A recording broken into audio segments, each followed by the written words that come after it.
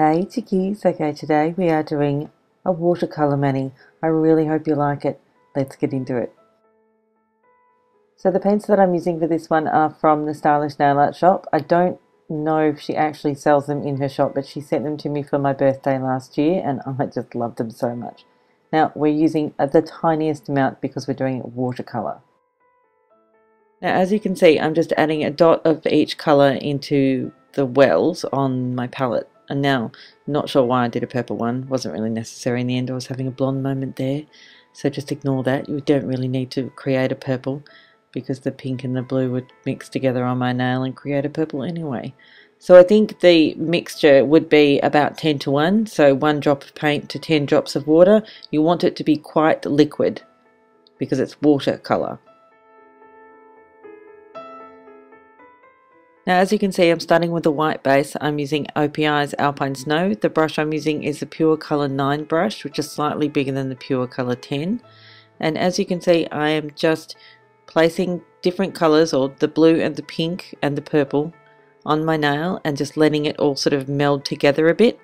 What you'll do is you'll wait for, once you've put your colour on, you'll sit there for a few minutes, let the edges of the paint dry a little bit, and then you'll come in with a Q-tip and suck some of it out.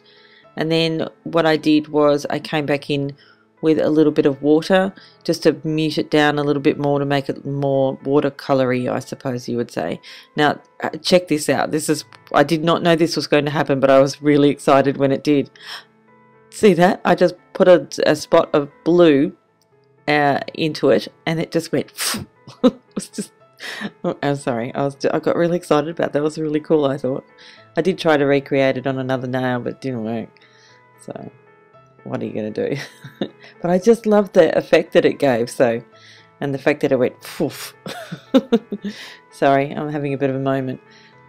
So, as you can see, you end up with a much more muted, toned nail art than what you think it's going to be when you first start, but you can increase the strength of the colours if you want to by going over the nail and doing it again if you wanted to.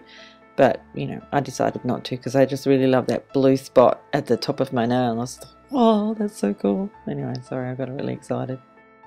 Now with this one, as you can see, the colours are really, really bright, and we're going to suck quite a bit of it out, and we're going to add a little bit more water as well because I just wanted to have a little bit of a play around and see what I could create.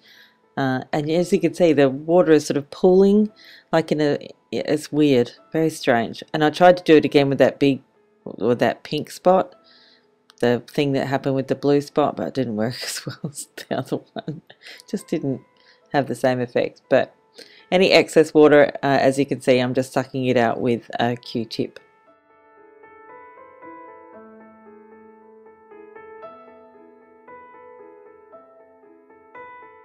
As you can see, as the edges of the paint dry, you end up with these weird, amazing patterns. It's going to be different for everyone. It's going to be different for each nail. And that's the beauty of this, because you never know what you're going to get. It's just very cool. I love it. It's fun. And you can do this with any kind of craft paint. So once you've created your design and it's completely dry, which shouldn't take very long at all because craft paint takes no time at all to dry, you can go ahead and top coat everything. I'm using Seche Vite for this one. So next we're going to add some triangular decals from Monica Hues. I'm not sure if she ships to Australia yet. Someone asked me about that before. You'd have to contact her via her Etsy store. Now these decals are just the same as any other decals. Cut out the one that you want, and then remember to peel off the backing, the clear film over the top of it. And all you need to do is place it face down, also image down, onto your nail. Wet the back of it with a Q-tip or a cotton ball or something, anything wet. Now once it starts to move around, you can take the backing paper off, and just sometimes you might need to press it down a little bit with your finger or with the Q-tip, just like I'm doing so. And once that's completely dry, you can go ahead and use a top coat. I'm using Seche Vite over the top of this one. Again, yes, lots of top coats. And then I had a change of heart and decided to use a sparkly top coat from I&M Nails, which is called Northern Lights. It's so pretty, and I just, couldn't help myself. I just thought it'd be really nice, so I did it. Couldn't help myself. Doesn't it look pretty? Oh, love it so much. And don't forget, all the details about everything I use will be in the description box down below, as per usual.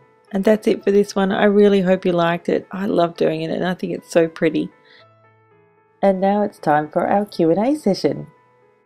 Now the first question is from Brianna, and Brianna asks, so when you're doing a gradient, how do you reload your sponge the second time since your other hand is still in the shot? Well, that's just really clever editing. Yeah, it's edited that way. And the next question is from Imi N. Imi asks, have you ever tried Essie polishes before? Oh yes, I have tried a bunch of Essie polishes. It's not my absolute favourite brand because they do tend to be on the thinner side, but I do like them. Yeah, I do. The next question is from Ellie Haycock, and Ellie asks about the formula of Sinful Colours polishes. Apparently she's had some problems with them being watery. I haven't had that problem. Yeah, no, never. It's never been an issue for me, but I haven't used a lot of their polishes. And the next question comes from Jennifer Maguire, and Jennifer asks if I have a video tutorial on my cover photo with the dark Essie. And no, the answer is no, I don't. And in answer to your other question as to whether or not I would do one, the answer is yes. I would really love to do one. I don't know why I didn't do one in the first place. I've always been meaning to, so I'm really looking forward to that. So that'll be up shortly. Might even do it tonight. The next question is from Kira White. Kira asks about water marbling. Now, I do give tips on all of my water marbling videos, but if you can tell me something specifically you think is going wrong, then I might be able to answer that more effectively. And the last question for this session is from Awesome1119, and she asks, do you have any tips for sponging a gradient? Well, I actually answered that question exactly in the previous video's Q&A session. So if you go to the Q&A session from the previous video, you will see that your questions are answered. Yay! And that's it for this one. Thank you so much for watching. Bye, chickies. Oh, and thank you for subscribing. And thanks for that delicious thumbs up. Bye.